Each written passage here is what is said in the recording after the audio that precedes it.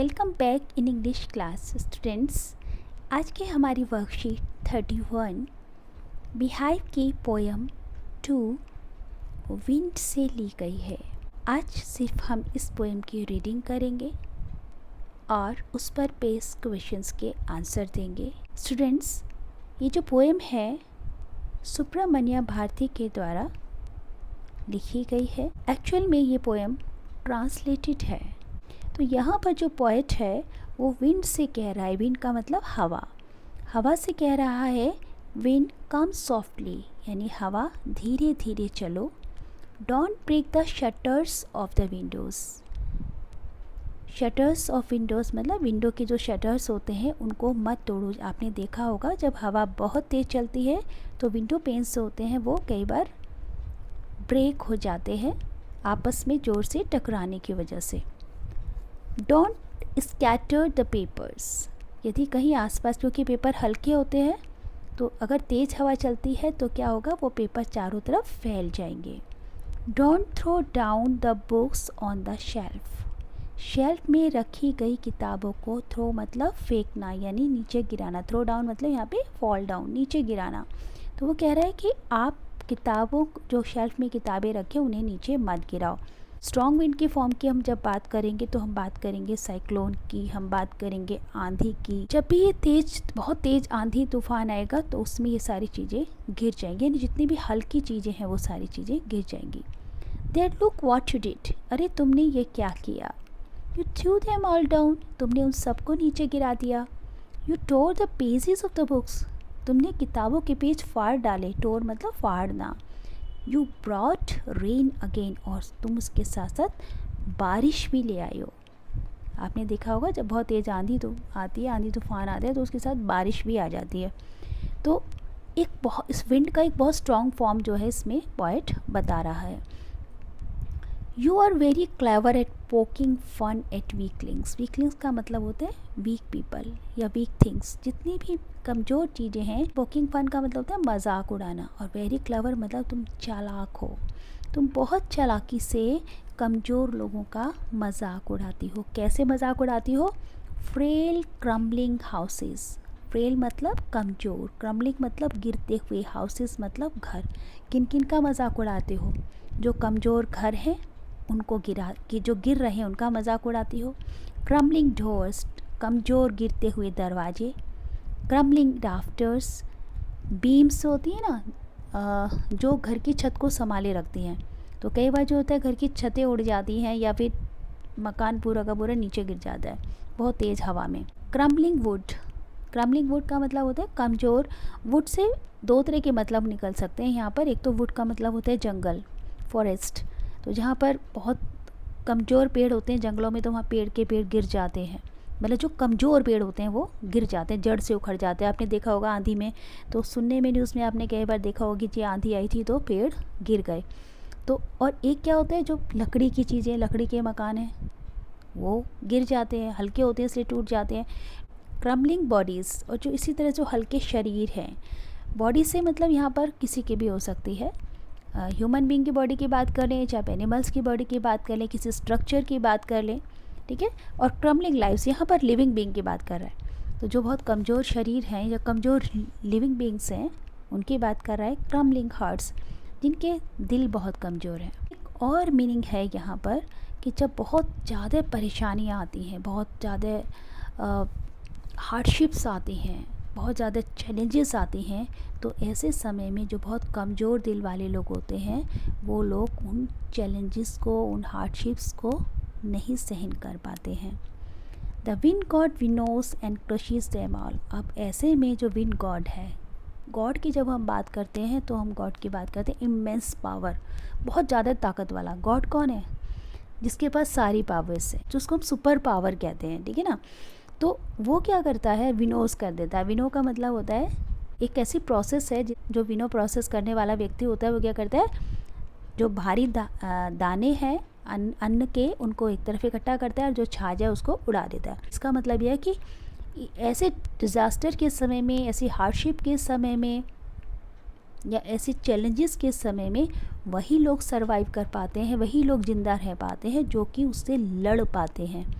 और जो कमज़ोर दिल वाले होते हैं, जिनके अंदर चैलेंजेस से लड़ने की ताकत नहीं होती, वे सब मारे जाते हैं। तो वो यहाँ पर उन्होंने यही कहा है कि वही व्यक्ति सर्वाइव करेगा जो इनसे लड़ सकता है। अब वो क्या कहता है कि he won't do what you tell him. God है, सुपर पावर है, वो आपकी बात को नहीं मानेगा कि आप ऐसा मत करो, वो मत करो। उसने तो जो करना है वो करेगा। So come let's build strong homes. तो इसके लिए क्या करना होगा हमको? हमें हमारे घरों को मजबूत बनाना पड़ेगा। फिज़िकली, स्पिरिचुअली, मेंटली, तीनों तरह से हमें अपने आप को मजबूत करना पड़ेगा। तो पहले क्या कहता है, यदि आपको स्ट्रक्चर्स जो हैं, जैसे आपके घर हैं, आपकी खिड़कियाँ हैं, आपके दरवाजे हैं, आप पहले तो उन्हें स्ट्रॉन्ग बनाइए। और उसके लिए क्या करना है? घर को मजबूत बनाइए। Let joint the door firmly. Joint मतलब बंद करना, दरवाज़ों को फर्मली मतलब कस के जोर से उनको। जब कहते हैं ना आंधी आती है तो मम्मी क्या कहती है सबसे पहले कि भाई जल्दी से दरवाजे बंद कर दो, खिड़कियाँ बंद कर दो, वरना टूट जाएंगी। क्योंकि तेज़ हवा में क्या होगा, दरवाजे खिड़की आपस में टकरा कर टूट सकते हैं। तो इसलिए क्या किया जाता है, उनको कस के दरवाजे को बंद कर दो। और घरों को मजबूत बनाइए ताकि जो हवा का प्रभाव जो है वो घरों पर ना पड़े। आपने देखा होगा झुग्गी झोपड़ियाँ जो हल्के मटेरियल से बनी होती है, पॉलीथीन से या घास फूस से बनी होती है, वो सब ख़राब हो जाती है बारिश में या तूफ़ान में। लेकिन जो ईंट पत्थर के मकान होते हैं वो वहाँ पर सर्वाइव कर पाते हैं। Practise to form the body. अब वो क्या कहता है, ये तो था स्ट्रक्चर की बात। अब वो कहते हैं शरीरों को भी आपको मजबूत बनाना होगा। Make the heart state fast. और अपने दिलों को भी मजबूत बनाना होगा। यानी आपको फिज़िकली फिट रहना पड़ेगा और मेंटली भी स्ट्रॉन्ग रहना पड़ेगा। देखिए बेटा, बड़ी अच्छी पोएम है। आप देखिए, जैसे इस वक्त भी अगर हम देखें तो हमारा कोरोना का टाइम चल रहा है, जिसमें हम लोग काफ़ी जूझ रहे हैं परिस्थितियों से, है ना। लेकिन हमें क्या करना है? क्या हमें हिम्मत हारनी है? नहीं। यदि हम हिम्मत हार गए, हमने सावधानियां नहीं बरती, क्योंकि सावधानी तो बरतनी बेहद ज़रूरी है ना। तो घर में रहने के लिए जो हमें इंस्ट्रक्शंस दी गई है, घर में रहिए, मास्क लगाइए, गर्म पानी पीजिए और अननेसेसरी जो है बाहर ना निकलें, सावधानी बरतें, सफाई का ध्यान रखें। तो ये सारी जो इंस्ट्रक्शंस है हमें फॉलो करनी है इन चैलेंजेस से लड़ने के लिए। दूसरा, अगर बाई चांस हम किसी भी तरह चपेट में आ भी जाते हैं तो भी हमें हिम्मत नहीं हारनी है। हमें बहुत शांत रहकर ऐसी परिस्थितियों को फेस करना है, इंस्ट्रक्शंस को फॉलो करना है। क्योंकि ये एक महामारी है, इसमें हमारे सामने एक काफ़ी समस्याएं हैं। और सबसे बड़ी समस्या है कि अभी तक हम इसको पूरी तरह से समझ नहीं पाए, वैक्सीन नहीं तैयार कर पाए, तो तब तक चैलेंजिंग है। लेकिन इसका मतलब ये नहीं, अगर हम लोग हिम्मत हार गए तो क्या होगा, कोरोना हम पर हावी हो जाएगा। अब कोरोना क्या है? कोरोना एक नेचुरल डिजीज़ ही हो गया ना, क्योंकि वायरस है, अपने आप प्रकृति के द्वारा कहीं ना कहीं से वो डेवलप हुआ है। तो इससे हमें लड़ने के लिए अपने आप को तैयार करना पड़ेगा। आप एक बात और भी देखिए कि जब हम विंड की बात कर रहे हैं, हवा की बात कर रहे हैं, तो हवा नेचर है। नेचर का मतलब समझते हैं? नेचर को ही गॉड कहा जाता है। हमने गॉड को नहीं देखा, लेकिन गॉड को, नेचर को हम गॉड मानते हैं, क्योंकि नेचर में ना इमेंस पावर है। आप देखते हो जब पानी आता है तो पानी सब कुछ तबाह कर देता है, यदि अपनी पूरी ताकत पर आ जाए, है ना। और अगर इसी जब हवा के रूप में आ रहे तो वो भी तबाह कर देता है, यदि वो अपनी पूरी पावर दिखा दे तो इसलिए क्या करा चाहते कि भाई प्रेयर ये होती है, भैया बाढ़ ना आए, तेज़ बारिश ना, उतनी बारिश हो जिसको हम संभाल सकें। तो यानी कहने का मतलब है कि नेचर बहुत पावरफुल है। उससे लड़ने के लिए हमें खुद को तैयार करना होगा। और उसके लिए तैयार कैसे किया जाता है कि या तो आप प्रकृति के नियमों को फॉलो कर लो, अदरवाइज़ प्रकृति आपको अच्छे से फॉलो करवा देगी ज़बरदस्ती, है ना। तो कहने का मतलब ये है, अब वो क्या कह रहा है कि तो इसलिए क्या करना है कि अपने घरों को मजबूत बनाएं, अपने दरवाज़ों को अच्छे से बंद करें, अपने शरीरों को मजबूत बनाएं और अपने हार्ट को भी मजबूत बनाएं। Do this and the wind will be friend with us. यदि हम ऐसा करेंगे तो जो विंड है वो हमारी दोस्त बन जाएगी। The wind blows out weak fires, क्योंकि जो विंड है, हवा है, ब्लोज आउट का मतलब होता है बुझा देती है, वीक फायर्स मतलब कमज़ोर आग को। यानी जो लोग कमज़ोर होते हैं वो उसको हरा देती है। He make strong fires roar and flourish. आपने देखो जैसे हवा तेज़ चले तो जो अगर मोमबत्ती उसके सामने चलाओ, तेज़ आंधी में आप मोमबत्ती जला के देखो तुरंत बुझ जाएगी। लेकिन अगर जंगल में आग लगी हो, पेड़ों में यानी घनी आग लगी हो और उसमें आंधी आ जाए तो और आग भड़क जाएगी और आसपास में जितनी और आसपास के पेड़ों के सबको चपेट में लेके और आग तेज़ हो जाएगी। तो कहने का मतलब है कि अगर ताकतवर व्यक्ति जो होता है वो कमज़ोर को तुरंत ख़त्म कर देता है, लेकिन जो स्ट्रॉन्ग चीज़ें होती हैं उनको वो और ताकत प्रदान करता है। यानी कहने का मतलब है कि जिनके पास पावर है उन्हीं का ज़माना है। So his friendship is good, we praise him every day. अब वही कह रहे हैं कि उसकी फ्रेंडशिप हमेशा अच्छी होती है। हमेशा अच्छी कैसे होती है कि जब आपके साथ कोई पावरफुल पर्सन है, आपके सिर पर उसका अगर हाथ है तो आपको इतना डरने की ज़रूरत नहीं होती और आप उसकी प्रशंसा करिए, उसकी छत्र छाया में रहिए। ओवरऑल जो इसका मैसेज पोएम का वो यही था कि हमारी लाइफ में हार्डशिप आती रहती हैं, चैलेंजेस आती रहती हैं, प्रॉब्लम्स आती रहती हैं। इन प्रॉब्लम से यदि हमें लड़ना है तो उसके लिए हमें अपने आप को physically, mentally, financially and spiritually prepare करना होगा। तभी हम उसको अपना दोस्त बना सकते हैं, उन हार्डशिप को ओवरकम कर सकते हैं। अदरवाइज़ तो अगर हम कमज़ोर रहे तो हम उसको नहीं जीत सकते।